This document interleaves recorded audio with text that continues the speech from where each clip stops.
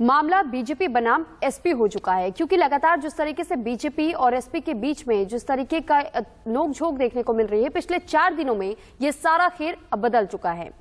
काशी, अयोध्या और मथुरा के छोड़कर अब हर जगह ओबीसी की बात ही हो रही है, हर जगह दलित की बात हो रही है। और इस खेल की कहानी इंडिया न्यूज के कार्यक्रम में 4 दिन पहले 11 जनवरी को ही हमने बता दिया था। इंडिया न्यूज के कार्यक्रम मंच पर ओम प्रकाश राजभर ने बीजेपी पर गुस्सा निकालते हुए क्या क्या कहा था, पहले एक बार आप वो सुन लीजिए और फिर बताएंगे कि कैसे बदल गया है 4 दिन में पूरा खेल, कैसे कमंडल से मामला मंडल में आ गया है। का कोई समझौता नहीं, उस पे कोई चर्चा नहीं, सिर्फ चर्चा इसी बात की है। पहला, उत्तर प्रदेश से भारतीय जनता पार्टी का खदेड़ा होवे। दूसरा, कि जो भी मोर्चे में हमारे साथी हैं वो सरकार में शामिल होंगे। बस का समझौता जी सिर्फ इतना है। एक भी सीट अखिलेश जी नहीं देंगे तब भी हम भारतीय जनता पार्टी को सत्ता से बेदखल करने के लिए 1.5 दर्जन मंत्री हमारे संपर्क में। भगदड़ मच जाएगी। पिछड़े दलित अल्पसंख्यक वंचित के साथ किया है, उस अपमान का बदला लेने के लिए ओम प्रकाश राजभर अपनी पूरी फौज के साथ अखिलेश के साथ 13 दिन में भारतीय जनता पार्टी की 13 ही कर दूंगा। 13 दिन के अंदर देखिए। तो 4 दिन पहले हमने आपको जो बताया था, अब उसकी हकीकत भी देखिए। हम आपको यूपी की 2 तस्वीरें दिखाएंगे और ये तस्वीरें साफ कर देगी कि कैसे चुनावी नैरेटिव बदल गया है और 14 इस्तीफों के बाद से किस तरीके का माहौल फिलहाल सियासत में नजर आ रहा है। क्योंकि ओबीसी नेता की बात करें, अगर अखिलेश यादव के मंच पर जिस तरीके से ओबीसी नेताओं का जमावड़ा लगा और ओबीसी नेता दक्षिणपंथी पार्टी बीजेपी से पाला बदल करके समाजवादी पार्टी में पहुंच गए, सियासी संक्रांति का ये नजारा क्या कहता है ये समझेंगे। वहीं दूसरी तस्वीर में देखिए, सत्ता में विराजमान एक सन्यासी एक दलित के घर पर खाना खा रहे हैं। ये तस्वीर साफ कह रही है कि यूपी में सियासत में नैरेटिव बदल चुका है। क्या अब हिंदुत्व बनाम ओबीसी हो जाएगा? क्योंकि जिस तरीके की टक्कर देखने को मिल रही है फिलहाल बीजेपी बनाम समाजवादी पार्टी में, तो ये दोनों ही पार्टियां आमने सामने नजर आ रही हैं और साथ ही अलग अलग तरीके से दावपेच भी करती हुई देखी जा सकती हैं। क्योंकि चुनाव नजदीक है, ऐसे में आचार संहिता भी लगाई जा चुकी है, लेकिन फिर भी पार्टियां किसी न किसी तरीके से अब आम जनता के सामने आने की कोशिश कर रही हैं और अलग अलग तरीके से एक दूसरे पर आरोप प्रत्यारोप भी लग रहे हैं और सफाई भी दी जा रही है।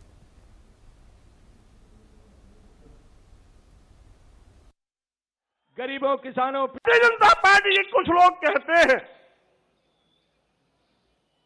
कि 5 साल तक क्यों नहीं इस्तीफा दिया, और साथ ही साथ कुछ बददिमाग लोग ये भी कहते हैं कि बेटे की चक्कर में भाजपा छोड़ा। मैं ऐसे लोगों से कहना चाहता हूं, भारतीय जनता पार्टी के लोगों ने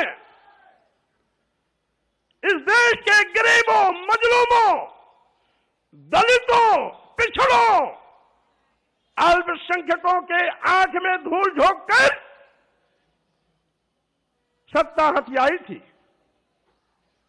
कौन नहीं जानता?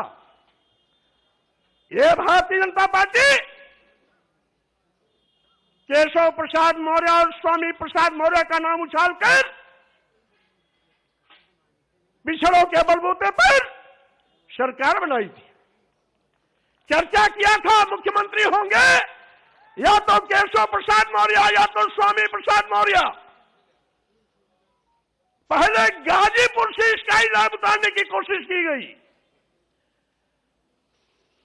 स्काई लैब यहां आते आते बीच में ही ब्लास्ट हो गया। दूसरा स्काई लैब गोरखपुर से लाकर के मुख्यमंत्री की कुर्सी पर बैठा दिया और पिछड़े वर्गों की आंख में धूल झोंकने का काम किया। कर संक्रांति के अवसर पर अपने इस अनुसूचित जाति के कार्यकर्ता से अमृत लाल भारती और उनके सभी परिवारजनों को हृदय से धन्यवाद देता हूं जिन्होंने मुझे खिचड़ी सह भोज पर अपने घर में आमंत्रित किया और वे लगातार यहां पे विभिन्न सामाजिक मुद्दों पर कार्य करते रहे हैं। विकास के मुद्दों पर यहां पर लगातार आवाज उठाते रहे हैं और आज उन्होंने खिचड़ी सह भोज के इस कार्यक्रम के माध्यम से सामाजिक समता का और प्रधानमंत्री मोदी जी का सबके साथ सबके विकास के उस मंत्र को पूरी तरह अंगीकार करते हुए इस समता भोज में खिचड़ी भोज जो समता भोज भी है, बाबा साहब के उस संदेश को जन जन तक पहुंचाने के इस अभियान के हिस्से के तहत कार्यक्रम आज संपन्न हुआ है। मैं इसके लिए उन्हें और उनके पूरे परिवार को हृदय से शुभकामनाएं देता हूं। मकर संक्रांति की आप सभी के प्रति मंगल में शुभकामनाएं भी व्यक्त करता हूं। और अब खबरों में आगे बढ़ने से पहले एक नजर हेडलाइंस पर।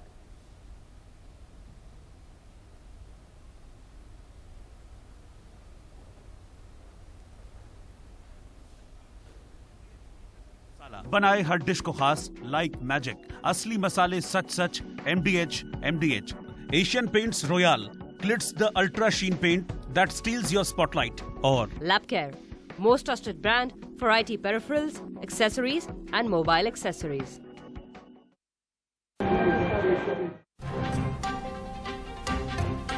बीजेपी के बागी मंत्री और विधायकों में से तो देश में कोरोना ने पकड़ी रफ्तार। तीसरी लहर में कोरोना 2,67,000 के पार। महाराष्ट्र में 43,000 और दिल्ली में 24,000 से ज्यादा नए संक्रमित मिले।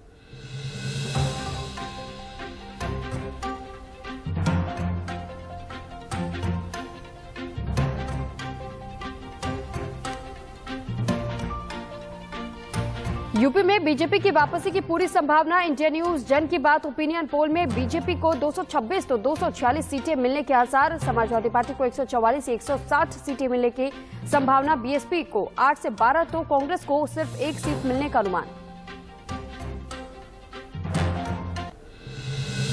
यूपी में बीजेपी छोड़ने वाले ज्यादातर नेताओं की जीत के आसार। इंडिया न्यूज जन की बात ओपिनियन पोल में बागियों के फायदे में रहने की संभावना। स्वामी प्रसाद मौर्य समेत 10 बागी समाजवादी पार्टी के टिकट पर जीत सकते हैं।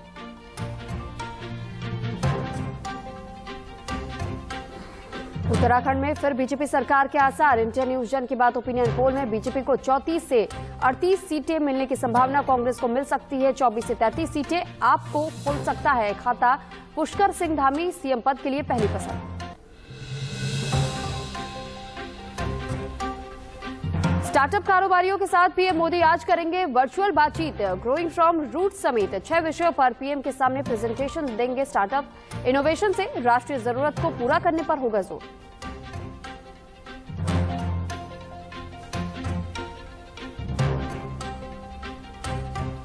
रैली में भीड़ को लेकर के समाजवादी पार्टी 2,500 नेताओं और कार्यकर्ताओं पर एफआईआर दर्ज। महामारी एक्ट के तहत कार्रवाई। बीजेपी के बगावती नेताओं के शामिल होने के दौरान जमाई थी भीड़।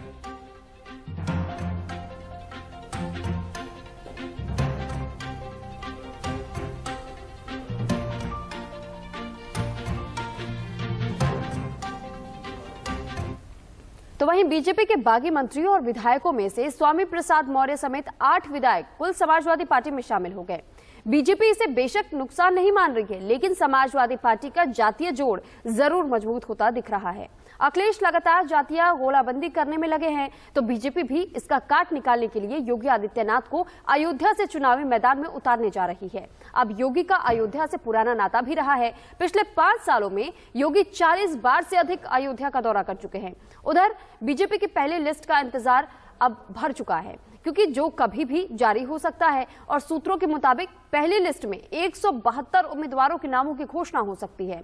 अब सवाल ये है कि जातीय गोलाबंदी में लगे अखिलेश कितना सफल हो पाते हैं। क्या अखिलेश का ये दांव कम हो जाएगा या फिर काम करेगा? इसका काट योगी अयोध्या से निकाल रहे हैं, तो आखिर कैसे? तो ये तमाम तरीके के जो सवाल है, ये सवाल कहीं ना कहीं उन मुद्दों का जिक्र करता है कि जिस तरीके से आम जनता का भरोसा दोनों पार्टियां अपनी अपनी ओर खींचने की कोशिश कर रही हैं और नए नए दांव तमाम पार्टियों की तरफ से भी चले जा रहे हैं, तो अब जनता किस पर भरोसा करती है ये तो समय बताएगा। हालांकि 10 मार्च को इसका भी फैसला हो जाएगा कि किसकी सरकार सत्ता में आ रही है, लेकिन इससे पहले ही जिस तरीके से दल बदल का खेल शुरू हुआ, ये सिलसिला लगातार बरकरार रहा और अभी तक कुल ऐसे 8 से 9 विधायक बताए जा रहे हैं जो कि बीजेपी का दामन छोड़कर के समाजवादी पार्टी में शामिल हो गए। और दूसरी ओर इन तमाम बागी विधायकों की तरफ से यह आरोप बीजेपी पर लगाया गया कि दलित वर्ग के लोगों को, पिछड़ा वर्ग के लोगों को अनदेखा किया जाता है। लेकिन इसमें अब साफ तौर पर बीजेपी ने भी अपना एक मास्टर स्ट्रोक चल दिया। सीएम योगी आदित्यनाथ एक दलित के घर पर भी पहुंच गए थे भोजन ग्रहण करने के लिए, तो कहीं ना कहीं काट करती हुई बीजेपी भी देखी जा रही है। लेकिन अगर उधर बीजेपी की पहली लिस्ट को लेकर के बात करें तो इंतजार अब भरा हुआ नजर आ रहा है, क्योंकि इंतजार अब खत्म होने की कगार पर आ चुका है, जो कभी भी सूची जारी की जा सकती है बीजेपी की तरफ से। सूत्रों के मुताबिक अगर बात करें पहले सूची को लेकर के, तो 172 उम्मीदवारों के नामों की घोषणा कभी भी बीजेपी की तरफ से की जाती है। और ऐसे में सवाल लगातार यही हम उठा रहे हैं और सवाल यही बनते भी है, क्योंकि जातीय घोड़ाबंदी में क्या अखिलेश सफल हो सकेंगे, ये एक अहम सवाल है। और क्या अखिलेश का ये दाव काम कर जाएगा, इसकी काट योगी अयोध्या से कैसे निकाल रहे हैं, तो क्या योगी अयोध्या से पूरे यूपी को साध लेंगे? अखिलेश ओबीसी को जोड़ने में लगे हुए हैं, तो वही योगी दलितों को साध रहे हैं। क्या योगी अयोध्या से हिंदुत्व का संदेश देने के साथ दलितों पर भी दांव लगा रहे हैं? ये तमाम अहम सवाल बनते हैं और इसी पर हर कोई अब ध्यान भी लगाए हुए हैं, क्योंकि जिस तरीके से दोनों ही पार्टियां एक एक करके अपने अपने सियासी दांवपेच आजमा रही है, तो ऐसे में अब जनता का भरोसा किसकी तरफ जाता है ये तो समय बताएगा। संक्रांति भारतीय जनता पार्टी के अंत का इतिहास लिखने जा रहा है। भारतीय जनता पार्टी के वो बड़े बड़े नेता जो कुंभकर्ण नींद सो रहे थे, जिनको कभी विधायकों, सांसदों और मंत्रियों से बात करने का वक्त नहीं मिलता था, हम लोगों की इस्तीफा देने के बाद उनकी नींद हराम हो गई है, नींद ही नहीं आ रही है। लोगों ने आज मंच को देखा होगा, इस मैदान को देखा होगा और स्वामी प्रसाद मौर्य जी की बात सुनी होगी। 20% भी उनके खिलाफ हो गए होंगे। तो अब भारतीय जनता पार्टी का सफाया होना तय है, अब कोई रोक नहीं सकता। और जो लोग 3/4 की बात कर रहे थे, सच्चाई है कि वो 3 और 4 सीट की बात कर रहे हैं। और हमें लगता है सरकार के लोगों को पहले ही पता लग गया था कि यहां पर स्वामी प्रसाद मौर्य जी के साथ, धर्मपाल सैनी जी के साथ, धर्म सिंह सैनी जी के साथ बड़ी संख्या में लोग आ रहे होंगे। हमारे मुख्यमंत्री पहले ही गोरखपुर चले गए।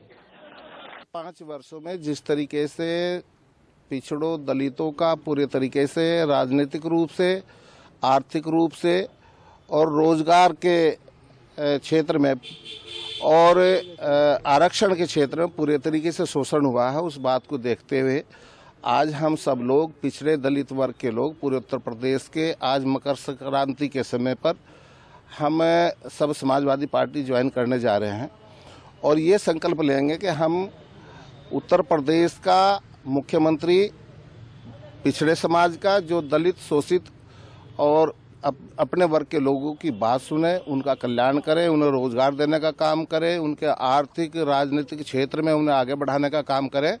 इस शपथ को लेकर के हम आज आगे बढ़ने का काम करेंगे। तो वहीं समाजवादी पार्टी में शामिल होने के बाद स्वामी प्रसाद मौर्य ने कहा है कि उत्तर प्रदेश में लड़ाई अब 85 बनाम 15 की है। मौर्य ने नया नारा दे दिया और कहा कि 85 तो हमारा है, 15 में भी बंटवारा है। उनका ये बयान उत्तर प्रदेश के मुख्यमंत्री योगी आदित्यनाथ को जवाब माना जा रहा है। योगी आदित्यनाथ ने हाल में कहा था कि उत्तर प्रदेश में लड़ाई 80 बनाम 20 की है। सुनिए कैसे दो सहयोगी अब आमने सामने हैं। और लड़ाई छोड़े वो लोग मैं कहना चाहता हूं, आप कहते हो नारा दे रहे हैं 80 और 20 का, और मैं ये कहता हूं 80-20 नहीं, अब तो होगा 15 और 85 का। 85 जो हमारा है 15 में भी बंटवारा है।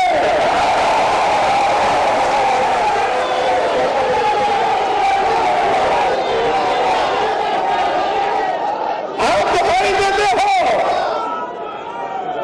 उत्तर प्रदेश की सरकार को मैं चेतावनी देता हूं।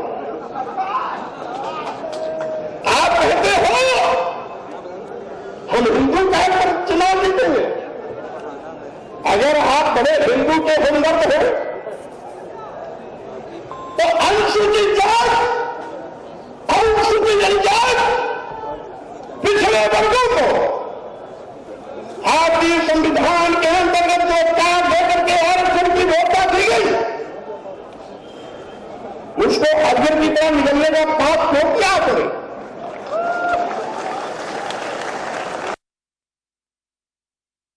ये है जो 2014 में हुआ, 2017 में हुआ, 2019 में हुआ। जितने भी सकारात्मक सोच के लोग हैं, जिन्हें राष्ट्रवाद अच्छा लगता है, जिन्हें सुशासन अच्छा लगता है, जिन्हें विकास अच्छा लगता है, जिन्हें सुरक्षा अच्छी लगती है, वे सब 80% में हैं। जो माफियाओं के शागिर्द हैं, अपराधियों के संग मिलकर के प्रदेश की जनता का जीना हराम करते थे, दंगों की आग में प्रदेश को झोंक करके उत्तर प्रदेश को दंगाग्रस्त प्रदेश बनाते थे, उन दंगाइयों के समर्थक हैं। जो गरीबों तक योजनाओं का लाभ नहीं पहुंचाने देते थे, उनका हड़प जाते थे, और जो लोग प्रदेश के विकास में ब्रेकर का काम करते थे, वे 20 में हैं। और अब हम आपको ग्राफिक्स के माध्यम से समझाने की कोशिश करते हैं कि क्या है 14 इस्तीफों का गणित। तेवर देख रहे हैं आप, क्योंकि कल तक साथ साथ थे। ऊंचाहार जाति के स्वामी प्रसाद मौर्य और उनके समर्थक मिलकर के ओबीसी वोटर्स को अब बीजेपी से दूर कर सकते हैं, क्योंकि बीजेपी की पिछले 3 चुनावी जीत, जिसमें कि 2 लोकसभा और 1 विधानसभा चुनाव में ओबीसी ने मौन वोटर बनकर के, यानी कि साइलेंट वोटर बनकर के बीजेपी को सत्ता पर पहुंचाया था। और वहीं रायपुर से बदायूं तक 8% वोटर्स में मौर्य की गणित भी शामिल देखी जा रही है, क्योंकि इस्तीफा देने वाले 14 में से 10 ओबीसी नेता पूर्वांचल से लेकर के पश्चिमी उत्तर प्रदेश तक दखल रखते हैं। और इन नेताओं के चलते यूपी के 137 सीटों पर अब खलबली मची हुई है, क्योंकि इनका जोर चल गया है और मुस्लिम प्लस यादव समीकरण में ओबीसी का तड़का लग गया है। तब खेल कुछ और हो सकता है। हालांकि बीजेपी के पास केशव प्रसाद मौर्य जैसे तमाम बड़े नेता अब भी हैं, लेकिन इन नेताओं के इस्तीफे के चलते हिंदुत्व से मुद्दा ओबीसी और दलित पर शिफ्ट हो चुका है। इस पर केशव प्रसाद मौर्य और बीजेपी नेताओं का क्या कुछ कहना है, आइए सुनते हैं। पार्टी गठबंधन की जो लिस्ट जारी हुई है, उसे देख करके मैं ही नहीं, पूरा उत्तर प्रदेश चौकन्ना हो गया है, चौंक गया है। 2017 से पहले जो पश्चिम उत्तर प्रदेश की विशेष तौर से स्थिति थी, यह टेलर दिखाने का काम किया गया है पहली लिस्ट के माध्यम से, कि हम अपराधियों, माफियाओं, दंगाइयों का साथ नहीं छोड़ सकते। यह श्री अखिलेश यादव जी का स्पष्ट संदेश है। समाजवादी पार्टी की सरकार बनाने के सपने का मतलब है फिर से दंगाराज, फिर से गुंडाराज, फिर से अपराधी राज। देखिए, जिन लोगों ने इस्तीफा दिया वो हम लोग के सभी एक मित्र रहे हैं और मित्र हैं भी, मगर उन्होंने इस्तीफा दिया उसके कारण समझने चाहिए। या तो मैं उनको कहीं कैटेगरी में डालूं तो ये है कि एक पुत्र प्रेम से जा रहा है, एक किसी को जा रहा है जिसके लिए हम लोग ने कहा टिकट यहाँ पे नहीं लड़ पाओगे, आप हार जाओगे, दूसरी सीट ढूंढ लो, फिर बता दो। इस प्रकार से जो लोग हैं या जिनका एकदम ही टिकट कट रहा था, वो भी एक कैटेगरी है, बड़ी संख्या है उसमें। तो इसलिए इन लोगों ने एक दिखा रहे हैं कि हम ओबीसी और दलित के कारण यहाँ पे उनकी उपेक्षाएं हुई हैं इन लोग समाज की, इसलिए हम उनको छोड़ के बीजेपी को जा रहे हैं और इस गठबंधन जा रहे हैं। मगर भाई 5 साल तो मलाई तुम खा रहे थे, 5 साल आपको कोई याद नहीं आई। कैबिनेट की जो कमेटियां बैठी थी उसमें आपने कभी आवाज नहीं उठाई।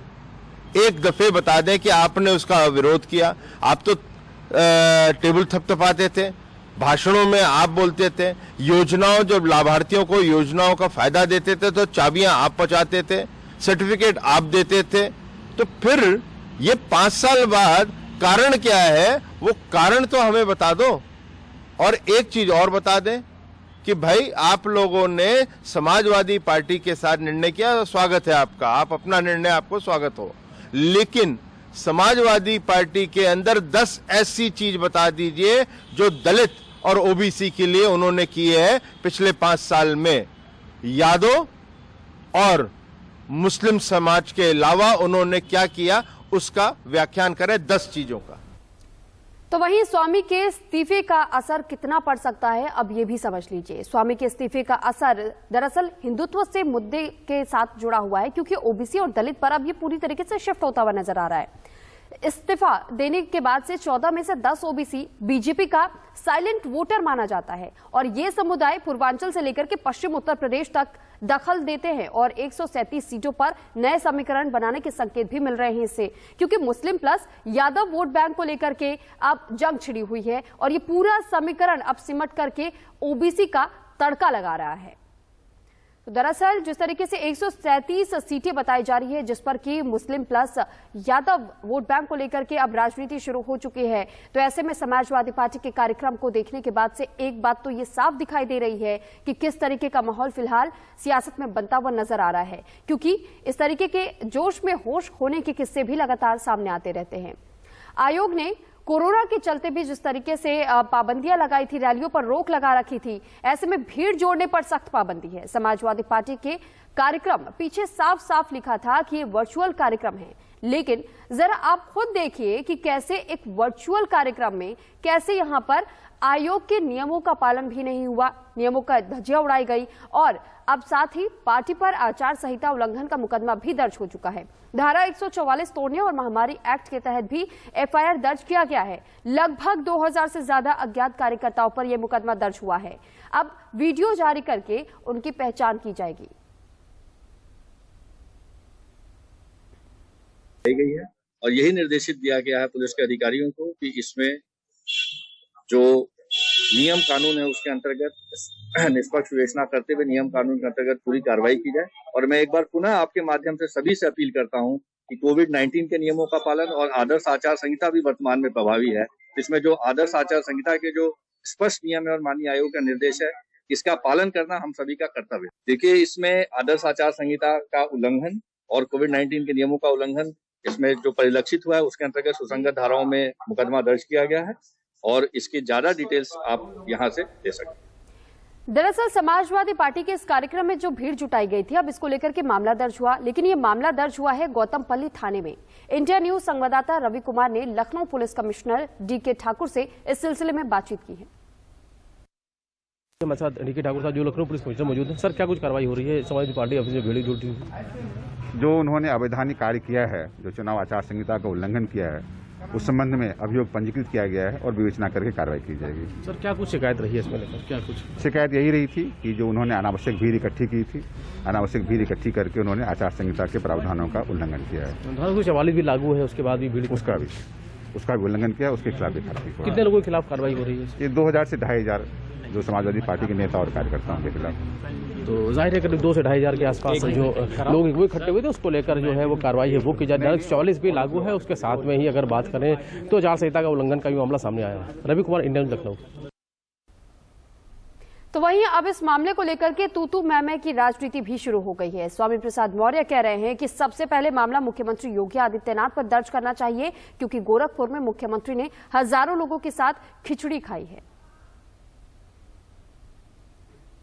ऐसी जानकारी मुझे नहीं है, और अब तो सरकार की इशारे पर रोज मुकदमा लिखा जाएगा। आज माननीय मुख्यमंत्री जी गोरखपुर में हजारों लोगों के साथ खिचड़ी खा रहे हैं। अगर मुकदमा लिखना ही है तो सबसे पहले उनके खिलाफ लिखना चाहिए। आचार संहिता मुख्यमंत्री जी तोड़ रहे हैं और वो सार्वजनिक रूप से खिचड़ी खा रहे हैं। हम तो पार्टी कार्यालय में केवल समाजवादी पार्टी में सम्मिलित होने की आज घोषणा किए हैं। इसलिए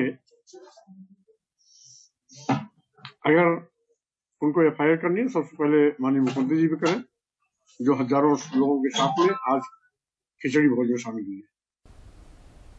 तो अब आपको ग्राफिक्स के माध्यम से अयोध्या से जुड़ी हुई गणित को भी समझाने की कोशिश करते हैं। दरअसल अयोध्या में एक तीर से कई निशाने साधने की कोशिश जारी है।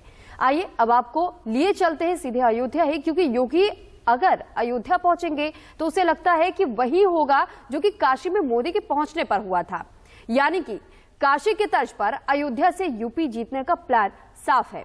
मंडल के टक्कर में कमंडल को मजबूत किया जाएगा, हिंदुओं की आस्थाओं से सीधे जुड़ने का मौका मिलेगा और हिंदुओं को एक छतरी के नीचे लाने का काम हो जाएगा। ओबीसी भी सज जाएंगे और इस तरह राम के नाम से निकलेगी जातीय राजनीति की काट।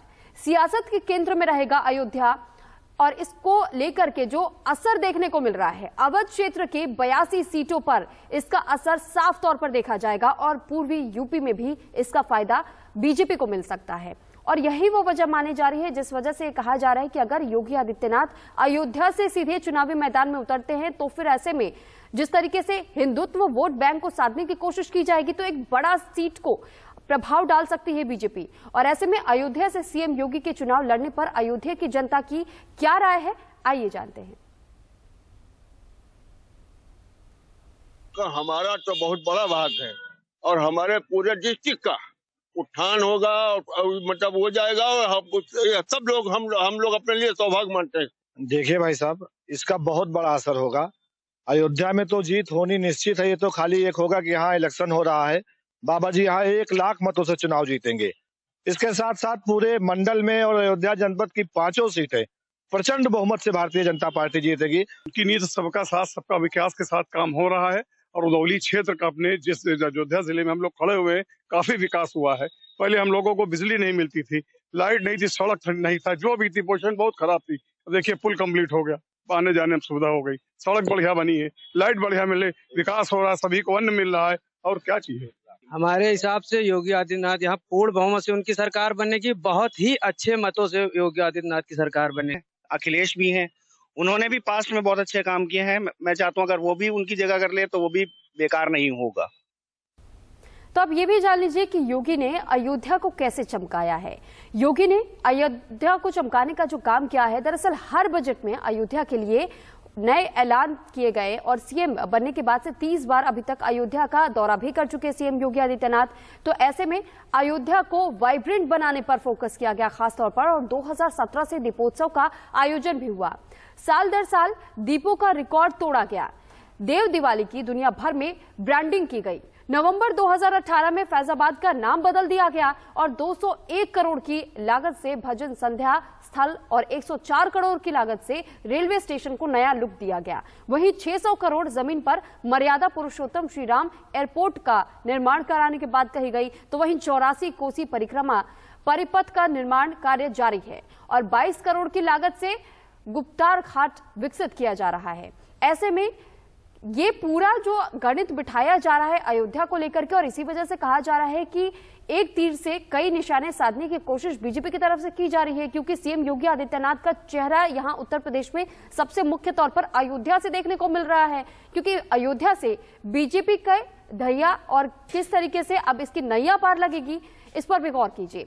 अयोध्या में अगर बात की जाए कि किस तरीके से अयोध्या को चमकाने की कोशिश की गई है, तो वहीं काशी के तर्ज पर अयोध्या में भी यूपी का प्लान जारी है। हिंदुत्व को मजबूती देने की कोशिश की जा रही है और हिंदुत्व की आस्था से सीधे जुड़ने का मौका भी दिया जा रहा है, क्योंकि हिंदुत्व को एक छतरी के नीचे लाने का काम राम के नाम से अब जातीय समीकरण बिठाने की कोशिश की जा रही है। राजनीति की काट सियासत के केंद्र में रहेगा। अयोध्या और अवध क्षेत्र के 82 सीटों पर इसका असर सीधे तौर पर पड़ेगा और इसी की वजह से ये माना जा रहा है कि पूर्वी यूपी को इसका लाभ भारी मात्रा में मिल सकता है।